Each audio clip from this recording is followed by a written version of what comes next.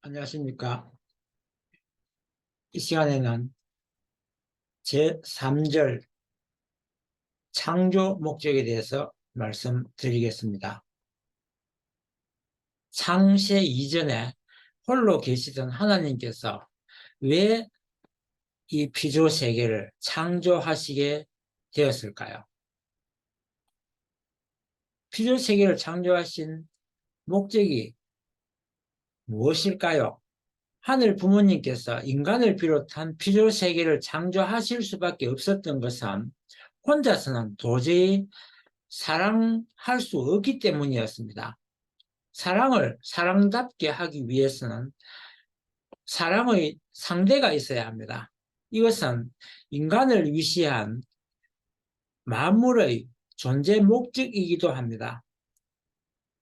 성서에 나오는 창세기에도 있습니다만 피조세계의 창조를 마칠 때마다 좋았더라라는 표현이 있습니다. 이 말은 굿이라는 말입니다.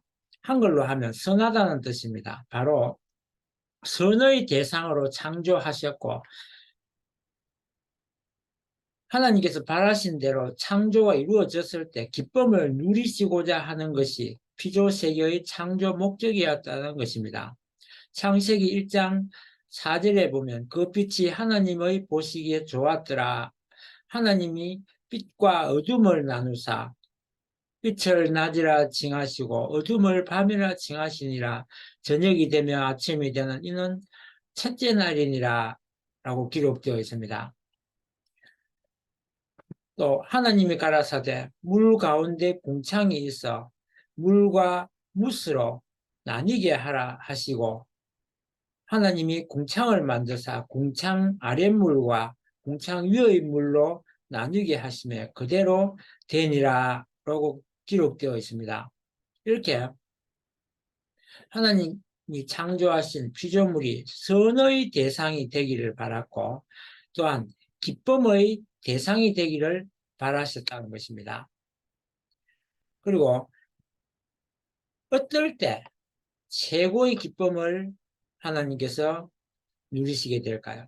하늘 부모님의 최고의 기쁨은 인간의 성장일 것입니다. 그리고 인간이 결혼을 하고 자식을 낳아서 알콩달콩 사는 것을 보고 하나님이 기쁨을 느끼신다는 것입니다.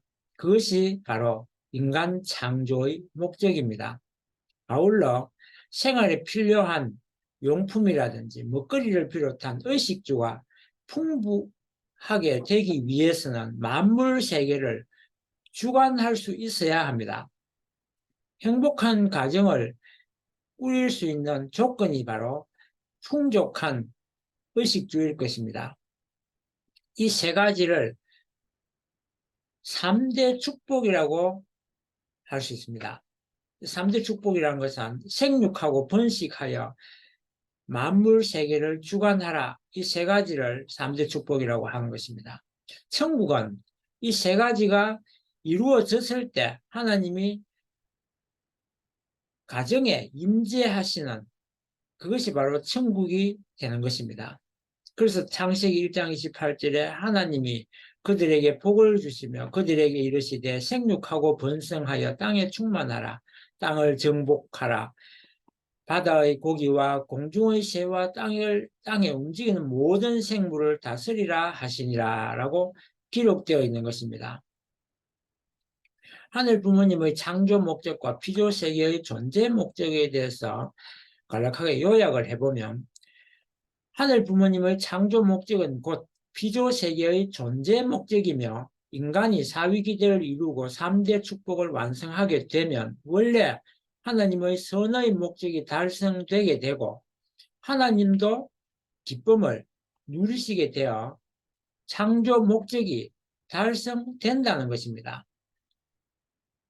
존재하는 모든 것은 형상적인 개체적 목적만 있는 것이 아니라 전체를 위한 원인적이고 내적이고 주체적이고 성상적인 목적을 동시에 가지게 됩니다. 그래서 인간은 이중 목적을 위한 연체로 이루어져 있으며 다른 존재와 조화를 이루어 살게 되어 있다는 것입니다.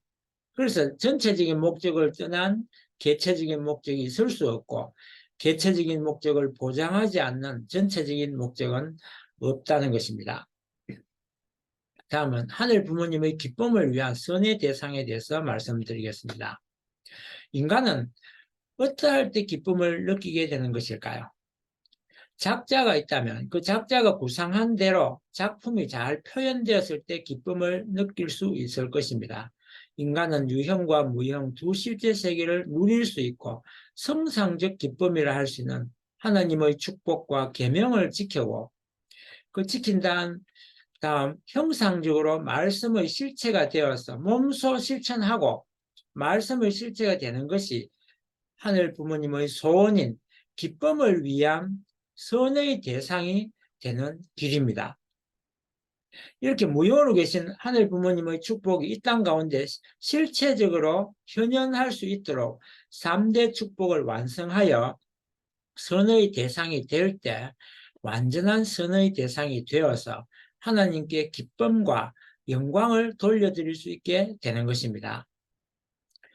하나님께서 주신 제1축복 완성을 위해서는 하나님을 중심하고 마음과 몸이 수수작용을 하여 개성을 완성하게 되면 개체적인 사위기대를 완성하여 성서의 말씀처럼 하나님의 성전이 되고 내가 너희 안에 너희가 내 안에 내가 너희 안에 있는 것처럼 일체가 되고 아버지의 온전하심과 같이 너희도 온전하라 하신 것처럼 완전히 하나님의 사랑의 대상이 되는 것이 제1축복입니다.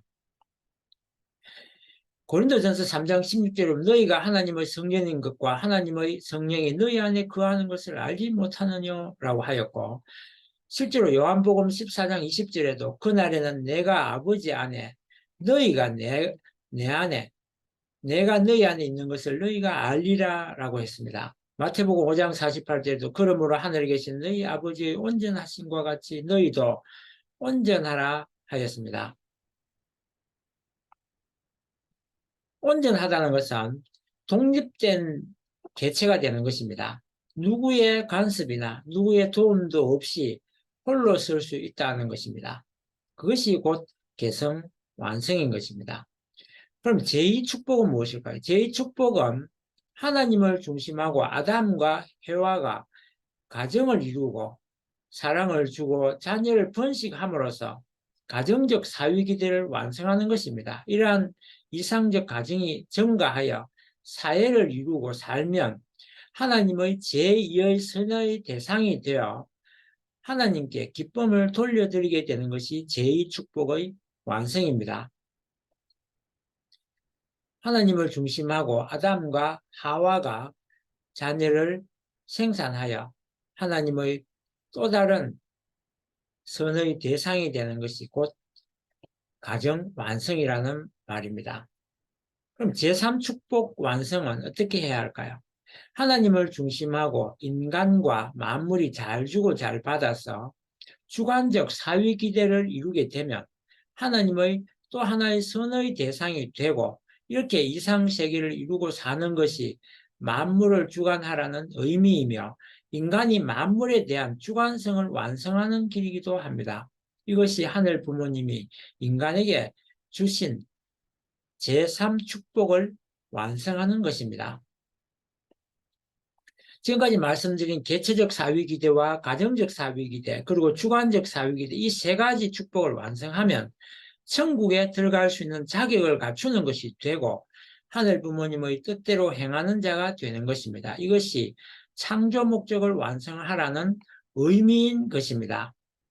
그래서 마태복음 7장 27절에 나더러 주여 주여 하는 자마다 천국에 다 들어갈 것이 아니요 다만 하늘에 계신 아버지의 뜻대로 행하는 자라야 된다고 했습니다. 바로 아버지의 뜻이 창조 목적 완성인 것입니다.